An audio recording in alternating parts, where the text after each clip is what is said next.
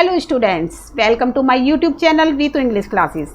और आज हम करने वाले हैं अपना रिवीजन। हम देखते हैं कि हमने क्या सीखा और कुछ हम यहाँ पे सेंटेंस देखेंगे जिसमें हम देखेंगे कि हमने प्रोनाउन के बारे में क्या क्या सीखा, क्योंकि ऑलरेडी हम प्रोनाउन की हम ऑलरेडी डेफिनेशन भी पढ़ चुके हैं, हम ऑलरेडी इसके टाइप्स भी पढ़ चुके हैं और हम इसके बारे में इसके जितने भी रूल्स थे वो भी हम कर चुके हैं।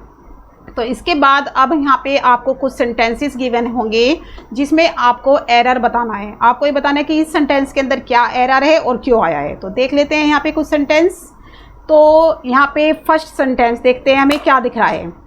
तो ये जो हमारा फर्स्ट सेंटेंस है ये कहता है कि इट वॉज इन 2006। तो ए में है it was in 2006 that we first flew to the United State, no error. तो यहाँ पे कौन से में ए बी सी डी चार ऑप्शन है, आपको यहाँ पे दिख रहे हैं चार ऑप्शन। तो इनमें से चार में से किसी एक में एरर है, तो आपको बताना है कि कौन से ऑप्शन में एरर है। ए में है, बी में है, सी में है या फिर डी में है। तो आप बताइए इसमें क्या एरर है, जल्दी से कमेंट बॉक्स में बताइए इसमें क्या एरर है, कौन से इसमें है, ए में है, कौन से ऑप्शन में इसमें एरर है, ए बी सी और डी में से। तो it was in 2006 that we first flew. तो सबसे पहले तो हम यहाँ पर देखेंगे कि हमारा प्रोनाउन क्या है। तो प्रोनाउन हमने इट वॉज इन 2006 में कोई प्रोनाउन नहीं है। दैट वी फर्स्ट फ्लो, तो हम देखते हैं यहाँ पे दैट हमारा प्रोनाउन है।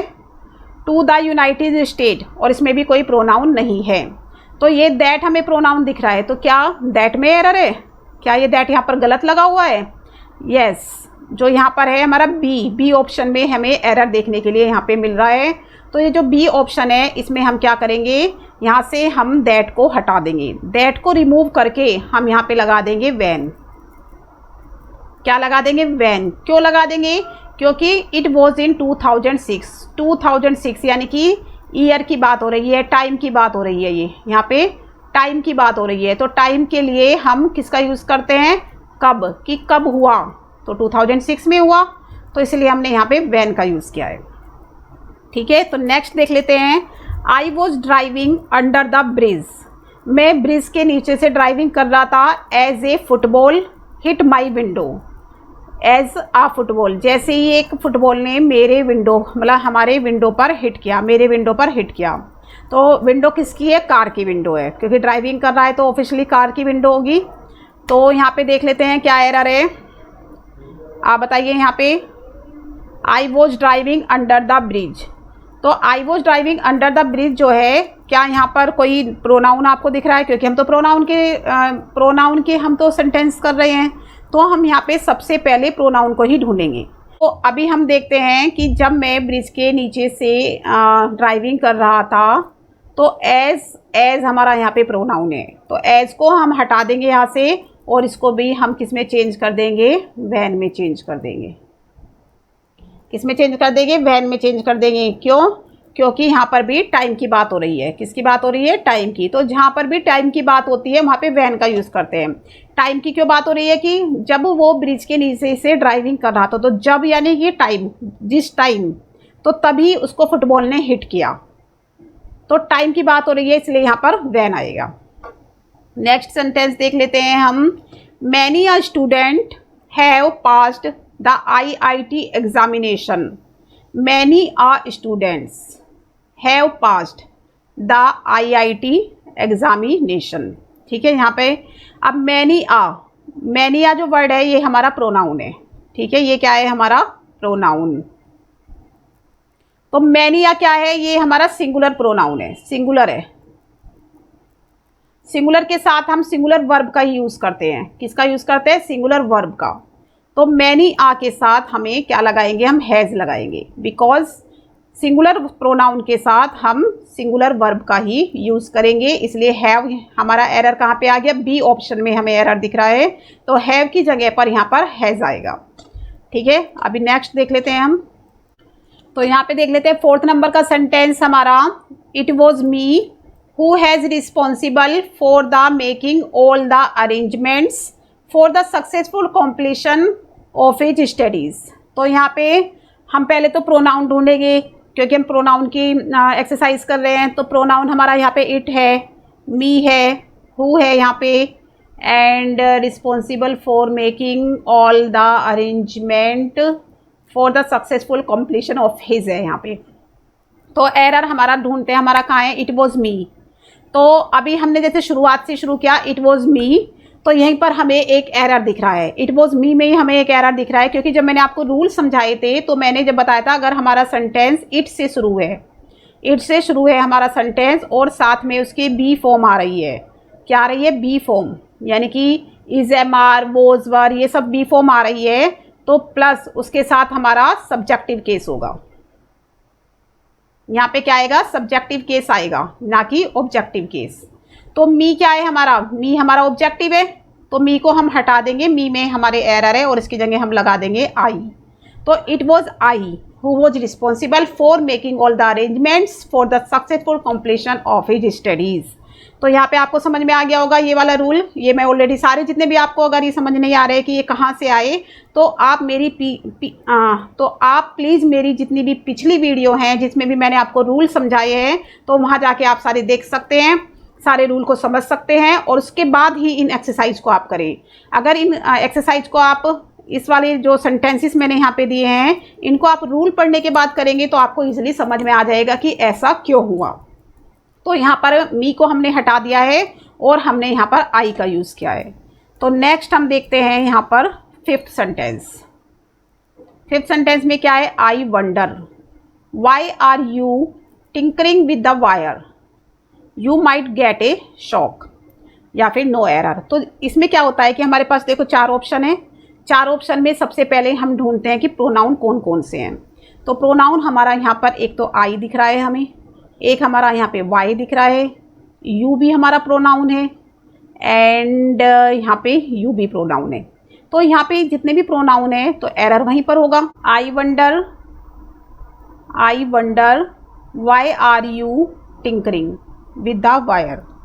तो यहाँ पे हमने क्या देखा कि why are you tinkering with the wire. अभी हमने लास्ट अपनी वीडियो में ही हमने ये रूल पढ़ा था कि अगर हमारा WH फैमिली है यहाँ पे, बट ये WH फैमिली है बट यहाँ पे क्वेश्चन नहीं पूछ रखा है, इन्होंने क्वेश्चन नहीं पूछ रखा है, तो हमारा अगर इसमें क्वेश्चन नहीं गिवन है तो WH family plus subject plus are का यूज़ होगा प्लस वर्ब का यूज़ होगा। ठीक है, वर्ब कौन से, हेल्पिंग वर्ब का यूज़ होगा।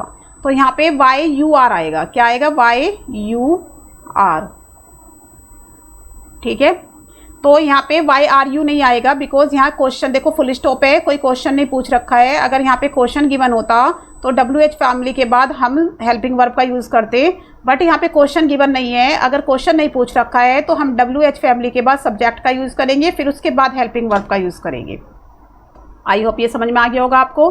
नेक्स्ट देख लेते हैं 6th नंबर पे, John, I and Hari have finished our studies. John, I और हरी ने, मतलब कि जॉन ने, हरी ने और मैंने, तीनों ने मिलके अपनी स्टडीज़ को फिनिश कर लिया है। तो यहाँ पे हमारा जो रूल था मैंने आपको बताया था 2 3 1 वाला फॉर्मूला यूज़ होगा। 2 3 1 यानी सेकंड पर्सन, थर्ड पर्सन और फर्स्ट पर्सन वाला फॉर्मूला होगा। तो उसके अकॉर्डिंग आई जो है, आई हमारा क्या है, फर्स्ट पर्सन है, तो ये कहाँ आएगा, लास्ट में आएगा। तो इसका बनेगा आपका John, Hari and I, John, Hari and I have finished our studies, ये आ जाएगा आपका। ठीक है, तो ये आपको समझ में आ गया होगा। 2 3 1 वाला फॉर्मूला मैंने ऑलरेडी समझा रखा है। तो नेक्स्ट आगे चलते हैं हम और देखते हैं अपना next sentence number 7। He doesn't know to swim. तो ये रूल देखो आप, he doesn't know to swim. तो यहाँ पे हमारा एक रूल हमने पढ़ा था कि जब भी आई, मतलब जैसे वंडर या नो, तो इसके बाद, नो के बाद हमेशा अगर नो, आई नो, मतलब जैसे ही doesn't no, I don't know, तो यहाँ पे हाउ का यूज़ होता है, हाउ टू स्विम। तो यहाँ पे हमारा एरर क्या आ रहा है कि यहाँ पे टू स्विम से पहले किसका यूज़ होता, हाउ का यूज़ होता। ठीक है, तो ये समझ में आ गया होगा आपको कि यहाँ पे हाउ क्यों आया, क्योंकि वंडर या नो वर्ड जो होते हैं हमारे, जिसमें हम वंडर या नो वर्ड जो होते हैं हमारे, उनके बाद हाउ का यूज़ होता है। नेक्स्ट देख लेते हैं sentence number 8। All the dresses looked good and so I boat all of it. All the dresses, सारी ड्रेसेस क्या हैं, बहुत अच्छी दिख रही हैं, सो मैंने सबको खरीद लिया। All the dresses, all the dresses, जितनी भी ड्रेसेस थी, लुक्ड गुड, अच्छी दिख रही थी, इसीलिए मैंने खरीद लिया ऑल ऑफ इट, यानी उन सबको। तो यहाँ पे जो हमें अपना एरर दिख रहा है, यहाँ पे हमें दिख रहा है इट में, क्योंकि इट किसके लिए आया है, ड्रेसेस के लिए आया है, और ड्रेसेस कितनी है, बहुत सारी हैं, प्लूरल है। तो ड्रेसेस क्या है, प्लूरल है, और इट यहाँ पे क्या है, हमारा सिंगुलर है। तो यानी कि इतनी सारी ड्रेसेस के लिए हम इट का यूज़ नहीं करेंगे, हम किसका यूज़ करेंगे, देम का। ठीक है, ऑल ऑफ देम, कि I bought all of them, मैंने उन सभी को खरीद लिया। तो यहाँ पे ध्यान से देखना होता है कि अगर हमारा यहाँ पे रिलेट ऑल द ड्रेसेस जो है, यहाँ पे प्रोनाउन हमें जो दिख रहा है, इससे रिलेट ज़रूरी नहीं कि इसी के अंदर एरर हो, इससे रिलेटेड एरर हमारे किसी भी ऑप्शन में हो सकता है। ठीक है, नेक्स्ट देख लेते हैं। Those people who do not work hard, वे लोग जो हार्ड वर्क नहीं करते हैं, they do not succeed in life, तो वे लाइफ में सक्सीड नहीं होते हैं। तो यहाँ पे हमने देखा जो दे, यहाँ पे दोज पीपल, जो लोग, वे लोग जो नहीं करते हैं hard work, they do not succeed, तो वे सक्सीड नहीं होते हैं। तो यहाँ पे हमने देखा कि दोज पीपल, कभी भी, ये मैं आपको बता देती हूँ, कभी भी दोज पीपल, दोज और दे एक ही लाइन में नहीं आते हैं। दोज पीपल, यहाँ पे दोज पीपल आ गया, इसका मतलब क्या हुआ, दोज पीपल, और यहाँ पे जो दे वर्ड है, दे, तो ये दोनों विल नॉट कम टुगेदर, ये एक साथ नहीं आएंगे, कभी भी दोज और दे एक लाइन में नहीं आते हैं। तो यहाँ से हम इसको दे को रिमूव कर देंगे, यानी कि दे को हम यहाँ से हटा देंगे, तो हमारा सेंटेंस बन जाएगा those people who do not work hard do not succeed in life. ये आपको समझ में आ गया होगा कि जो दोज पीपल है और जो दे है वो कभी भी एक साथ नहीं आ सकते, they will not come together. तो इसलिए हमने यहाँ से दे को रिमूव कर दिया। तो नेक्स्ट देख लेते हैं, नेक्स्ट सेंटेंस देख लेते हैं। ही बेद हिमसेल्फ इन अ रिवर। तो यहाँ पे हमने क्या देखा, जो बेद वर्ड है हमारा ये, और यहाँ पे हमारा दिख रहा है रिफ्लेक्सिव प्रोनाउन। क्या दिख रहा है ये हमारा, रिफ्लेक्सिव प्रोनाउन। तो मैंने आपको एक रूल बताया था, जिसमें मैंने बताया था कि अगर हमारा बेद वर्ड आता है कहीं पर, तो उसके बाद हम रिफ्लेक्सिव प्रोनाउन का यूज़ नहीं करेंगे। ठीक है, तो यहाँ से हम क्या करेंगे, हिमसेल्फ को रिमूव कर देंगे, हटा देंगे हिमसेल्फ को, और हमारा सेंटेंस हो जाएगा ही बेद इन अ रिवर। समझ में आ गया। तो यहाँ से हमने क्या देखा कि जो बेद वर्ड होता है, बेद मतलब होता है नहाना, स्नान करना, तो इसके बाद कभी भी रिफ्लेक्सिव प्रोनाउन का यूज़ नहीं होता अकॉर्डिंग टू रूल। नेक्स्ट देख लेते हैं 11 पे। She could not bear, she could not bear मतलब होता है सहन करना, हिज सेपरेशन, तो ही कुड नॉट बेयर, वह नहीं सहन कर सकी उसकी सेपरेशन को।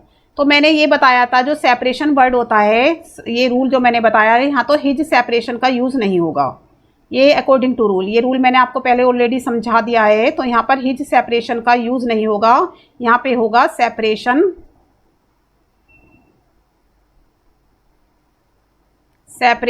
From him. ठीक है, तो यहाँ पे कभी भी सेपरेशन से पहले हिज नहीं आता। तो यहाँ पे हम क्या देखते हैं कि जो सेपरेशन वर्ड आया है, अकॉर्डिंग टू रूल सेपरेशन से पहले कभी भी हिज नहीं आता। ठीक है, हिज का यूज़ नहीं होता है।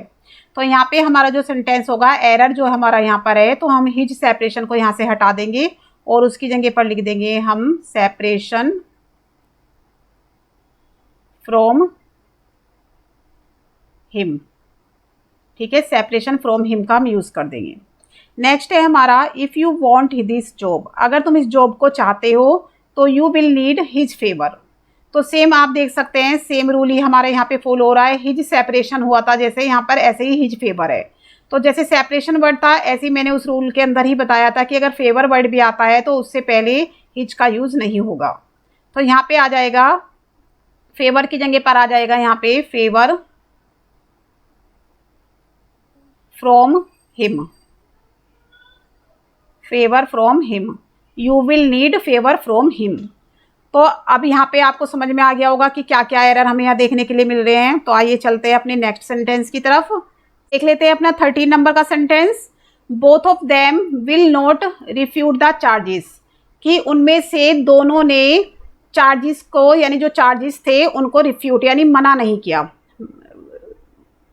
ठीक है, तो यहाँ पे हमें जो एरर दिख रहा है वो दिख रहा है both of them will not में। तो जो बोथ होता है, बोथ ऑफ के साथ, बोथ ऑफ देम के साथ नोट का यूज़ नहीं होता। ठीक है, तो अगर हमें इसको, इस एरर को, तो हमें क्या करना है, यहाँ पे हम यहाँ पे बना लगाएंगे, इसको सारा रिमूव कर देंगे और इसकी जगह पर लिखेंगे neither of them, neither of them will. तो यहाँ पे हमें जो एरर दिखा है both of them will not की बदले हम यहाँ पे नीदर ऑफ देम विल लिखेंगे। तो neither of them will be correct and both of them wrong होगा।